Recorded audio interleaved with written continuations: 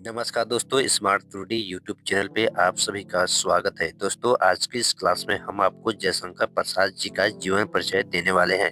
Guys, मैं ऐसा shortcut trick आजमाया हूँ। और गाइज, आप इस वीडियो को एक बार बिना स्किप किए शुरू से लेकर लास्ट तक देख लेते हैं और आप इस जीवन परिचय को अपने कॉपी पर लिख लेते हैं, तो दोस्तों 100% आप बोर्ड एग्जाम में जयशंकर प्रसाद जी का जीवन परिचय आएगा तो आपको फुल नंबर मिल जाएंगे, अगर आप इस तरह से जीवन परिचय लिखेंगे तो चलिए किस तरह से मैं जीवन परिचय जयशंकर प्रसाद जी का लिखा हूँ। सबसे पहले मैं आपको पढ़ के सुनाता हूँ और आप क्या कीजिएगा, अपने कॉपी पे इसे लिख लीजिएगा।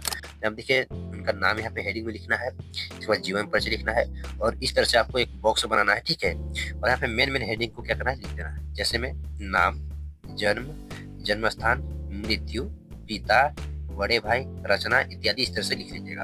इस तरह से आपको हेडिंग लिखने के बाद क्या करना है, नाम में क्या लिखना है, जयशंकर प्रसाद। जन्म कब हुआ था, 1889 ईस्वी, ये लिखना है।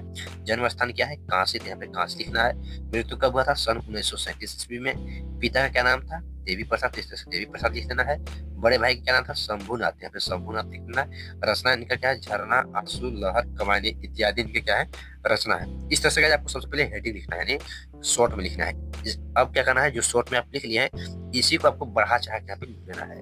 देखिए किस तरह से मैं बढ़ा चढ़ा के लिखा हूँ, आप अपने कॉपी पर इसे लिख लीजिएगा और इसे नोट करके याद कर लीजिएगा। 100% यह जयशंकर प्रसाद का जीवन परिचय बोर्ड एग्जाम में पूछता ही पूछता है। इस तरह से आपको जीवन परिचय लिखना है। इसके बाद आगे क्या लिखना है, महाकवि जयशंकर प्रसाद का जन्म सन 1889 ईस्वी में काशी के प्रसिद्ध सुघनी साहू नामक परिवार में हुआ था। देखिए, महाकवि जयशंकर प्रसाद जो है यहाँ पे हेडिंग लिख लीजिएगा, ठीक है।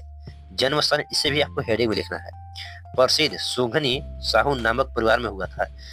कहाँ हुआ, सुघनी नाम साहू नामक में। आपको इस तरह से हेडिंग, जो मैं यहाँ पे हेडिंग में लिखा हूँ रेड पेन या ब्लैक पेन में, आपको क्या है, हेडिंग लिखना है, ठीक है। यानी ब्लैक और नीला पेन लेकर के आप तो एग्जाम देने जाएंगे तो आपको क्या करना है, ब्लैक पेन का यूज करना है और इसके बाद नीला करना, ठीक है। इस तरह से इनके पिता का नाम देवी प्रसाद था। बचपन में ही माता पिता का स्वर्गवास हो गया, यानी जयशंकर प्रसाद जी के माता पिता जो थे इनका बचपन में ही देहांत हो गया, ठीक है। बड़े भाई शंभुनाथ ने गृहस्थी का भार अपने सिर पर लिया।